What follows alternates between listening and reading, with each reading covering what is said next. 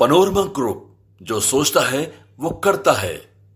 But अब अगर कांग्रेस में अगर इतनी भी हिम्मत नहीं बची है कि इतना बेइज्जत होने के बाद ना सीटों के बंटवारे में उनको सम्मान दिया गया, ना सीटों के चयन में उनको सम्मान दिया गया, और अब तो पोस्टर बैनर होर्डिंग से भी उनकी तस्वीर गायब की जा रही है। भाई अब किया ही होगा कुछ ना कुछ, किसी को मनाया होगा, किसी को डराया होगा, किसी के हाथ पांव जोड़े होंगे।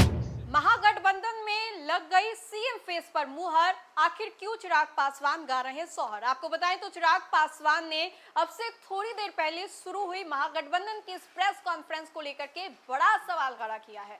चिराग पासवान ने खूब खरी खोटी सुनाई है। यूं तो चिराग पासवान परिवारवाद के ऊपर बोलने से परहेज रखते हैं, लेकिन आज जब चिराग पासवान को लगा कि मुझे बोलना चाहिए, तब चिराग पासवान ने बखूबी खूब खरी खोटी सुनाई है। आपको बताएं तो बिहार विधानसभा चुनाव को लेकर के एक और जहां राजनीतिक सरगर्मी काफी ज्यादा बढ़ी हुई है, तो वहीं पर महागठबंधन में सीएम फेस को लेकर के तनातनी भी बरकरार थी, लेकिन अब एक प्रेस कॉन्फ्रेंस करके इन सभी बातों से पर्दा हटा दिया गया है और वो खुशी की घड़ी तेजस्वी यादव के लिए आ गई है। लेकिन इन सभी चीजों को लेकर के चिराग पासवान का ये बड़ा हमला जो है वो सामने आया है, जिसमें कि चिराग ने कहा है कि इतनी बेइज्जती कांग्रेस आखिर क्यों सह रही है, इतनी बेइज्जती वीआईपी हो, वाम दल के जो नेतागण हैं वो क्यों सह रहे हैं, आखिर क्यों, क्या मजबूरी है उनकी। ये सभी बातों की शुरुआत उस वक्त होती है जब पोस्टर जारी किया जाता है, उसमें महागठबंधन के घटक दलों की तस्वीर ही गायब होती है और इन सभी चीजों को लेकर के चिराग पासवान जो है बोलना शुरू कर देते हैं। तो आइए पहले हम आपको लिए चलते हैं क्या कुछ कह रहे हैं केंद्रीय मंत्री चिराग पासवान।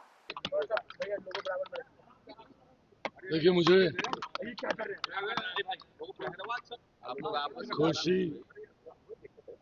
खुशी और संतोष इस बात का है कि एनडीए के हर एक घटक दल लगातार निरंतरता में हम लोग प्रचार में लगे हुए हैं।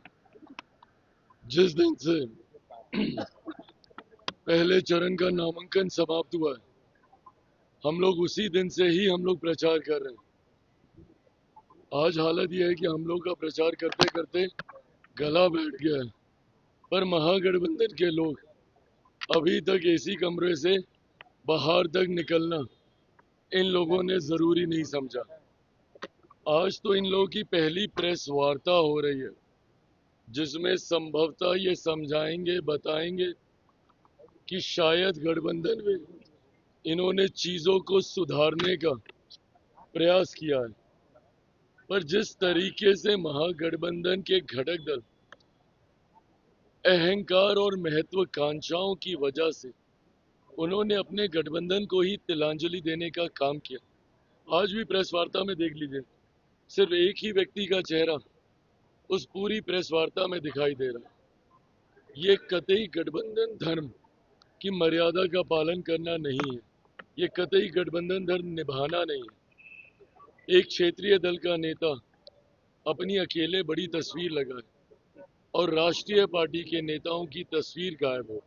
मुझे नहीं पता कांग्रेस इसको कैसे लेगी, नहीं लेगी, बट अब अगर कांग्रेस में अगर इतनी भी हिम्मत नहीं बची है कि इतना बेइज्जत होने के बाद ना सीटों के बंटवारे में उनको सम्मान दिया गया, ना सीटों के चयन में उनको सम्मान दिया गया, और अब तो पोस्टर बैनर होर्डिंग से भी उनकी तस्वीर गायब की जा रही है।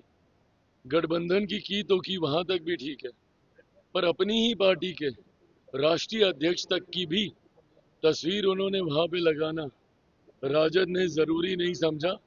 ये जरूर प्रश्न खड़े करता है, बट बहरहाल ये तमाम बातों पे चिंता करने का काम महागठबंधन का है।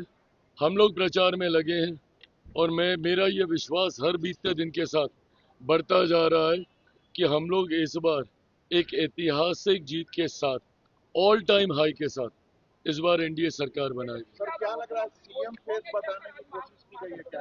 पोस्टर के जरिए क्या सीएम फेस बताने की कोशिश की गई है? भाई अब किया ही होगा कुछ ना कुछ, किसी को मनाया होगा, किसी को डराया होगा, किसी के हाथ पांव जोड़े होंगे। सहज तो नहीं है ना, इतना तो कम से कम सबको पता चली गया। अगर सहज होता इनका नेतृत्व स्वीकार करना, तो मुझे लगता बहुत पहले हो गया होता। पर अगर इतने विवादों के बाद अगर आपके चेहरे को स्वीकार किया भी, तो क्या स्वीकार किया?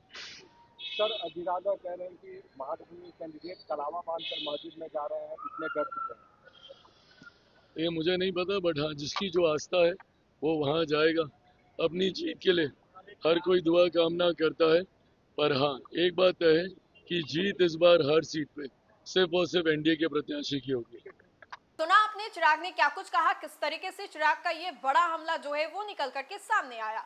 अभी कोई नई बात नहीं है कि चिराग पासवान इस तरीके से हमला कर रहे हैं, लेकिन आज जो चिराग पासवान का ये रुख दिखाई दिया है, ये कहीं ना कहीं जो शोरगुल है एनडीए में वो देखने को मिल रही है। चिराग पासवान बखूबी अपनी बातों को रखते हैं और बखूबी जिन बातों को लेकर के उन्हें लगता है कि एनडीए सरकार को घेरना चाहिए, उन बातों को लेकर के भी वो घेरते हैं। लेकिन अब एक ऐसे वक्त पर चिराग पासवान ने तेजस्वी यादव को लेकर के खरी खोटी सुनाई है, और इतना ही नहीं, उन्होंने सलाह भी दिया है महागठबंधन के घटक दलों को कि किस तरीके से बेइज्जती जो है वो सहनी पड़ रही है, चाहे वो कांग्रेस हो, वीआईपी हो। आपको याद होगा कि वीआईपी किस तरीके से तंग गई थी, कह रही थी कि 60 से कम सीटों पर हम लोग नहीं मान रहे, और उसके अलावा उन्होंने कहा कि हमारा खुद का एक डिप्टी सीएम भी होना चाहिए। वहीं पर कांग्रेस को लेकर के भी खूब बातें चल रही थी कि कांग्रेस जो है 70 से कम सीटों पर मानेगी ही, लेकिन अब देखिए सीट बंटवारा जो है वो भी हुआ, और इस सीट बंटवारे से क्या कुछ कंक्लूजन निकला, कितनी सीटें वीआईपी को मिली, ये आपको भी पता होगा।